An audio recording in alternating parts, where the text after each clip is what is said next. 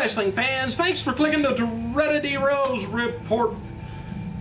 WWE Hall of Famer George Steele, or George the Animal Steele, he wrote on Twitter, which I can't picture that at all. No way. Anyway, he wrote on Twitter that he was just released from the hospital after an extended stay. Apparently everything's alright, hopefully. Maybe he had a fur ball, you know. Pro Wrestling Torch reports that during an autograph session this afternoon at Delaware Army National Guard, WWE Intercontinental Champion Cody Rhodes teased that he may be jumping ship to Raw brand when WWE holds their annual draft.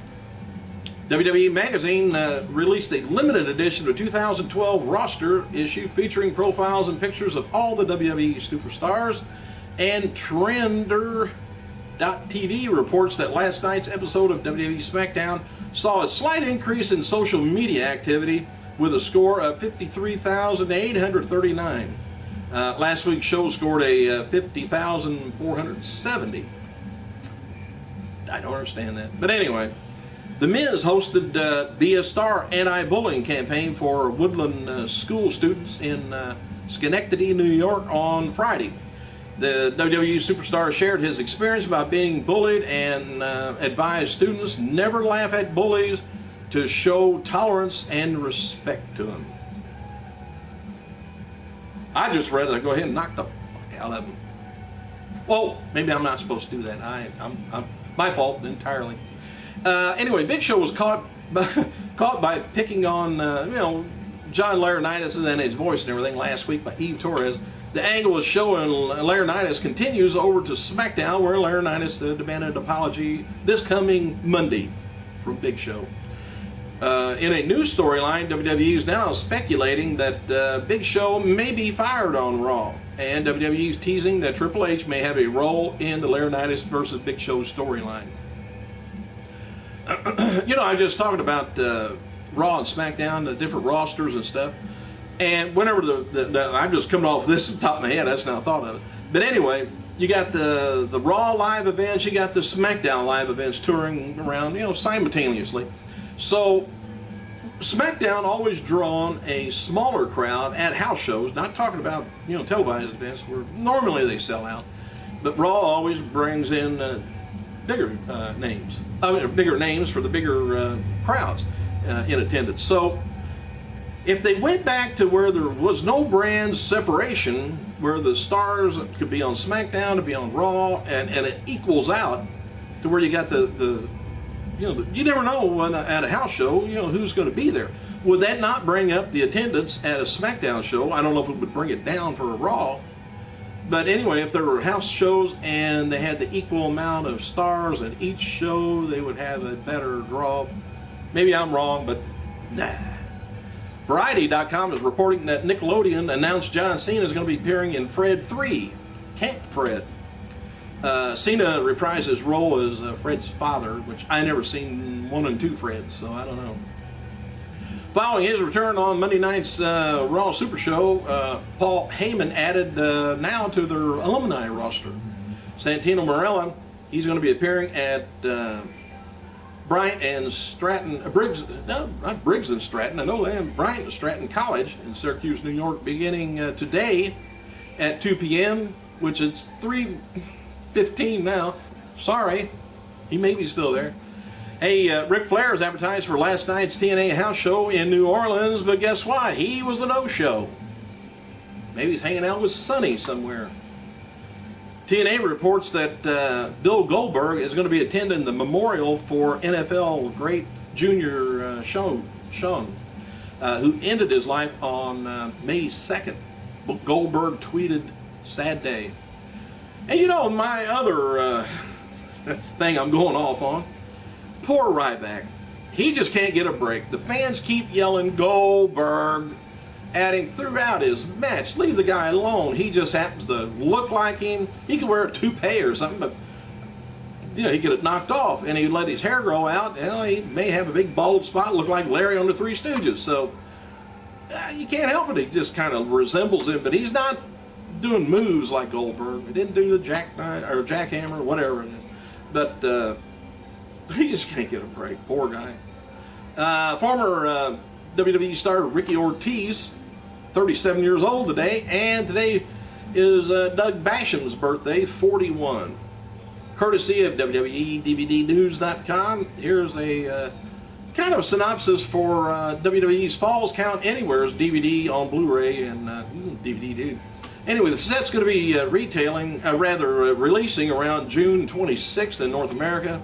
Going to be hosted by Mick Foley. The tagline is "Greatest Street Fights and Other Out-of-Control Matches," which indicates more than just Falls Count Anywhere matches going to be featured, which I think is great. It says sometimes rivalries become so intense they cannot be sustained in a ring and cannot be contested by the usual rules for the matches that spill out of the ring and Falls Count Anywhere matches. I love it when they go into the bathrooms and they throw paper towels at each other and it hurts. Anyway, hosted by the legend Mick Foley, said this collection highlights more than 30 years of lawlessness. Bouts from WWE, NWA, WCW, and ECW.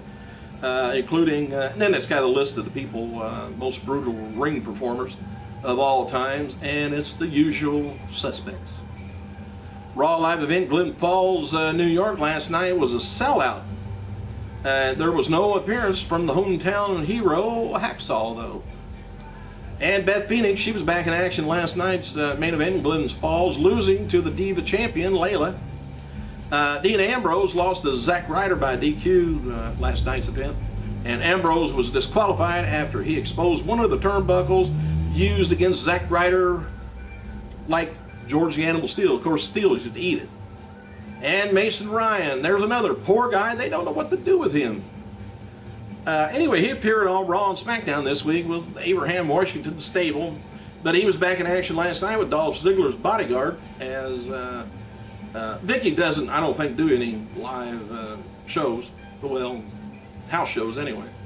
Anyway, in Glens Falls, WWE officials were testing Ryan out for the role as late as last weekend in some live events. And Daniel Bryan and Sheamus's DVD on the new Superstar collection is going to be released in North America August 7th. As noted before, John Cena, Zack Ryder's DVD in the collection will be released July 10th. And DVD Superstar collection is going to be a single disc, and each contains about 5 matches plus bonus materials, which that's the ones that they're going to be retailing for $9.95. So, you know, it might be a good buy. It's some of the newer stars. Kevin Nash, who wrestled Mark Vandy in the main event of EWF's wrestling as diesel-powered event in Converse, Indiana on June 16th. For more information, you might want to check that out. He's going to be wrestling Mark Vandy. As seen on last night's WWE SmackDown, John Laurinaitis, of course, demanded an apology for Big Show, and Laurinaitis has wrote on his Twitter, which I guess maybe that's what he's doing all the damn time. So now I'm looking forward to the Big Show apology on Monday. Sure, he'll be sincere. It's a raw people power. William LaFleur, Balfour, Jennifer Hudson's former brother-in-law, he was found guilty yesterday on 3 counts of first-degree murder and 4 other charges relating to the murders of Hudson's brother, mother, and nephew. WWE superstar David Otunga, who's been at Hudson's side during the entire trial since it began last month, commented on the guilty verdict. He says, "Family, faith, strength, justice is served." So now he'll probably be back on Raw and SmackDown. Well, he'd be right beside Laurinaitis, wherever he is. But that's where he's been the last few weeks. WWE is going to be holding a Raw and SmackDown live show at the Civic Center, Monroe, Louisiana, June 29th. Save your money up. WWE European DVD distributor Silvervision announced that because of production problems, they've been issuing refunds to fans who pre-ordered the following DVD and Blu-ray titles: Best of WCW Clash of the Champions, ECW Unreleased Volume 1, and WrestleMania 28. Apparently, they're not going to have them, or could you just have the folks wait until you got them ready? As noted before, hang on a second. I hate those calls that you pick it up and it's an damn answering machine before you even answer.